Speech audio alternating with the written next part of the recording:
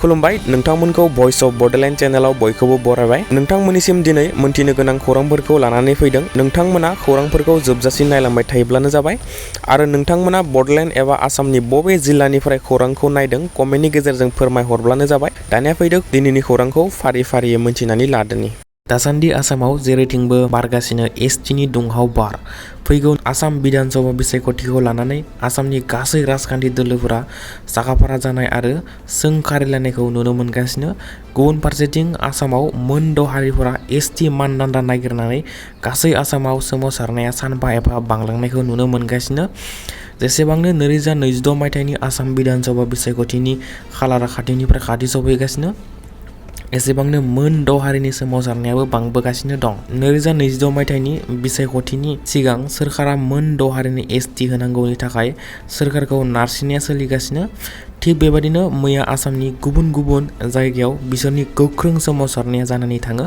जेरै चिरांनि सुन्दारियावबो अल सान्थाल स्टुडेन्टस इउनियननि दैदेननायाव सान्थाल हारिनि एसटि दाबिनायनि गिदिर सोमावसारनाया चिराङाव जानानै थाङो। भारत संबिजिरनि आर्टिकल 342नि गेजेरजों सान्थाल हारिनो एसटि होनांगौ होनना दाबि खालामो आरो जुदि 2022 मायथाइयाव आसाम बिधानसभा बिसायख'थिनि सिगां एसटि मानदान्दाखौ होआबा बिजेपि सोरखारखौ बोखारनाय जागोन होनना बिजेपि सोरखारखौ धमकी होयो। आरोबाव आसामनि मारियानियावबो अल टाइ आहम स्टुडेन्टस इउनियननि दैदेननायाव टाइ आहम हारिनि रायजो राजाफोरा गिदिर टस रेलि खालामो। बिथांमोनाबो 2022 मायथाइनि आसाम बिधानसभा बिसायख'थिनि सिगां सोरखारा जेबो एक्सन लायाब्ला बेनि फिथाइया गाज्रि जागोन होनना आसाम सोरखारखौ धमकी होयो। बेनि अनगायैबो आरोबाव आसामनि चराइदेव जिल्लायावबो अल आदिबासि स्टुडेन्ट एस'सिएशन अफ आसाम आरो साहा बागानिफोरनि गुबुन गुबुन आफाद हानजाफोरनि दैदेननायाव आदिबासि हारिनिफ्राय जोबोद गिदिर सोमावसारनाया मैया जानानै थाङो आरो बिथांमोना दाबि खालामोदि आदिबासि हारिखौ एसटि मानदान्दा होनो नांगौ आरो हानि पाट्टा होनो नांगौ आरो साहा बागानाव खामानि मावनायनि सानसेनि बेसेनखौ 551 रां खालामनांगौनि दाबिफोरखौ लाना मैया चराइदेव जिल्लायाव गोख्रों सोमावसारनाय हाबाफारिया जानानै थाङो।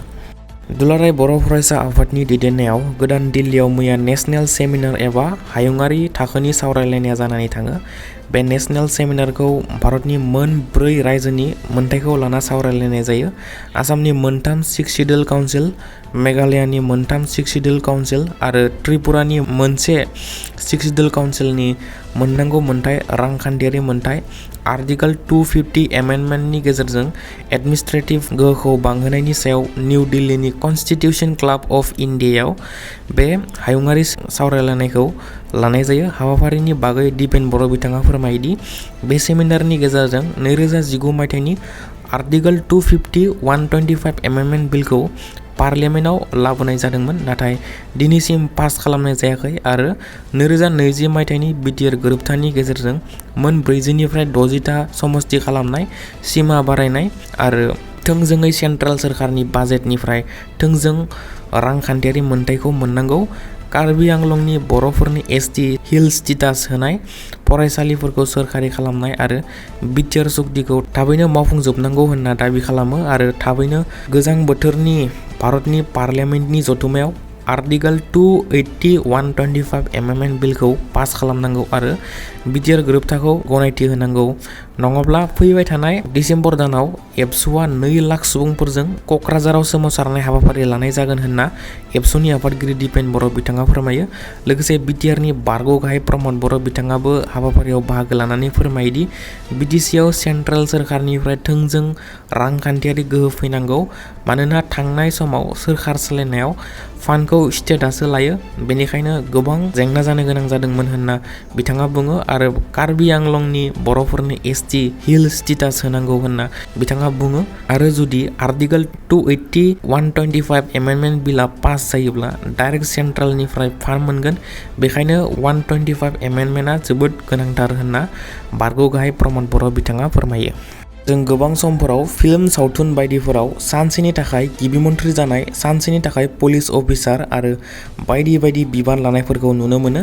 नाथाय सोमोनांथाव बाथ्राया बेसोदि बे खेबाव आसामावनो रियेलावनो जादों सासे 7 थाखोआव फरायफुबाय थानाय गथ'आ सानसेनि थाखाय एबा 24 घन्टानि थाखाय एसपि एबा पुलिस अफिसार। आसामनि बजालि जिल्लायाव मैया 24 घन्टानि थाखाय सासे थाखो 7 आव फरायनाय निबिर निसान बरुवा मुंनि फरायसाया जिल्लानि गाहाय एबा एसपिनि मासियाव जिरायनानै एसपिनि बिबानखौ सामलायो।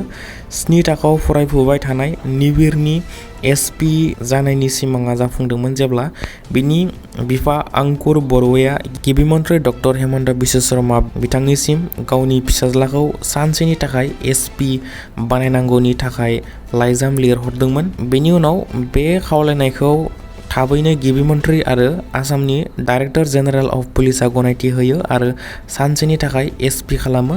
मख'जाथावदि बे हाबाफारिखौ बुहुमनां गथ'सा सानखौ लोब्बा लाखिनानै खालामनाय जादोंमोन जाहाथे गथ'साफोरा समाज आरो हादोर सिबिनायाव थुलुंगा मोनो बेनि थाखाय गनायथि होनाय जादोंमोन। एपइन्टमेन्टनि उनाव 7 थाखोआव फरायनाय निबिर निसान बरुवाया सानसेनि थाखाय बजालि जिल्लानि एसपि मावखुलिखौ सामलायो आरो पुलिस मावख'गिरिफोरा बिखौ बरायो। मोन द' हारिनो सोरखारा एसटि होनो नागिरनायखौ लानानै थाखानाय थागिबि हारिफोरनि मोनथाय थामोनथा आरो रैखाथिनि गेजेराव गोबां खहा जानो थांनायखौ नुनानै बर'जों लोगोसे गासै थागिबि हारिफोरनि गेजेराव गिखांनाय सोमजिहोदों। बेनि सायावनो सिसिट'आनि चिफ कनभेनार आदित्य खाख्लारि बिथाङा एबसुनि दिल्लीयाव जानाय सेमिनाराव बाहागो लानायजों लोगोसे बिथाङा एबसुनि आफादगिरि दिपेन बर', आरसुनि गाहाय नेहाथारि डक्टर सुभाष राभा आरो सानकुमार पांगे बिथांमोना नेशनेल कमिसन फर शिड्युल्ड ट्राइबनि चेयारपारसन आन्तार सिंह आर्यया बिथांखौ लोगो हमनानै मेम'रेन्डाम गथायनाय जायो आरो आसामनि मोन द' हारिखौ शिड्युल्ड ट्राइब होनो नागिरनाय रिकमेन्डेसनखौ उइथड्र खालामनांगौ होनना डिमान्ड खालामो। बे मोन द' हारिया सिगांनिफ्रायनो गोबां जौगाखानाय आरो मुंदांखा हारिखा। जुदि बे मोन द' हारिया एसटि मोनोब्ला थाखानाय ट्राइबेलफोरा गोबां खहा जागोन, जेरै स्कुल कलेजनि एडमिशननि बेलायाव आरो गुबुन गुबुन ट्राइबेलफोरनि थाखाय थिखानाय मासिफोरखौ सेना लानो खाबु मोनगोन आरो एसेम्ब्लि आरो पार्लियामेन्टआवबो एसटिफोरनि थाखाय थिखानाय रिजार्भ सिटखौ दखल खालामनो खाबु मोनगोन आरो गासिबो साख्रिनि एग्जामफोरावबो एसटि रिजार्भेसन मासिफोरखौ दखल खालामजोबनो खाबु मोनगोन होनना सिसिट'आनि चिफ कनभेनार आदित्य खाख्लारि बिथाङा फोरमायो। बेखौ होबथानो थाखाय सिसिट'आ गोबां नाजागासिनो आरो 25 नभेम्बराव सोरखारनि रेप बर्डआव जुदि थाखानाय ट्राइबेलफोरनि खहा जायोब्ला सिसिट'आ गासै आसामावनो सोमावसारनाय हाबाफारि लानाय जागोन होनना सिसिट'आनि चिफ कनभेनार आदित्य खाख्लारि बिथाङा बुङो। थांनाय बिटिसि बिसायख'थियाव बिपिएफ दोलोनिफ्राय गासैबो बिटिसिनि रायजो राजाफोरनो हानि पाट्टा होनो होनना खोथा होनाय बादिनो देरहाखांनायनि उनाव पिपिएफ दोलोआ बिटिसिनि रायजो राजाफोरनो हानि पाट्टा बिलाइ रानना होनो सिगांबोदों, जायनि थाखाय बिटिसि सोरखारा हा पाट्टा होनायनि सिगां गासै सार्कोलफोराव हानि नायबिजिरनायनि थाखाय गासै 200निबो बांसिन आजिरा मोननाय सुबुंफोरखौ थिसननाय जागोन होनना मैया हाग्रामा महिलारि बिथाङा इसि एबा मावफुं आफादनि मेलाव फोसावना होयो। थाबैनो क'क्राझार सिडली आरो गसाइगाव सार्कोलाव भेरिफिकेसननि हाबाफारिया जागायगोन आरो भेरिफिकेसननि खामानि जोबनायनि उनाव गासैनोबो हानि फोरमान बिलाइखौ रानना होनाय जागोन होनना बिथाङा बुङो। लोगोसे मोनफ्रोमबो बियाबाव मोनसे ब्लक थागोन, जेरै क'क्राझाराव सिगांनिफ्रायनो एलएसि दं नाथाय बावखुंग्रियाव गैया, बेनिखायनो बावखुंग्रियाव गोदान ब्लक मोनगोन होनना बिटिसिनि गाहाय हाग्रामा महिलारि बिथाङा फोरमायना होयो। बिहार रायजोआव एनडिए एबा बिजेपिआ बिसायख'थि देरहाखांनायनि उनाव फिन खनसेबाव नितीश कुमारआ बिहारनि गिबि मन्थ्रि बिबाननि थाखाय मैया समायखिरा लाबाय। मख'जाथावदि बिथां नितीश कुमारनि बियो 10थि खेब गिबि मन्थ्रिनि बिबान। थांनाय बिहार बिसायख'थियाव एनडिएआ गासै 243 मासिनि गेजेराव 202 मासि मोननानै देरहासार जानो हादोंमोन। नितीश कुमारनि गिबि मन्थ्रि बिबाननि समायखिरा लानाय हाबाफारियाव भारतनि गाहाय मन्थ्रि नरेन्द्र मदि बिथाङाबो बाहागो लायो आरो लोगोसे नखर मन्थ्रि अमित शाह आरो जेपि नाड्डा, राजनाथ सिंह, धर्मेन्द्र प्रधान आरो गासै मोन 7 रायजोनि गिबि मन्थ्रिफोरा समायखिरा लानाय हाबाफारियाव बाहागो लायो। दिनैनि रादाबा एसेनोसै। फाइनालि नोंथांमोननिसिम मोनसे सोंथि, दासान्दि भारतनि हादोरगिरिनि मुङा मा? नोंथांमोना थार फिननायखौ कमेन्टनि गेजेरजों फोरमायहरनो हागोन। अप्शन ए आव दं नरेन्द्र मदि, अप्शन बि आव दं राजनाथ सिंह, अप्शन सि आव दं अमित शाह, अप्शन डि आव दं द्रौपदी मुर्मु।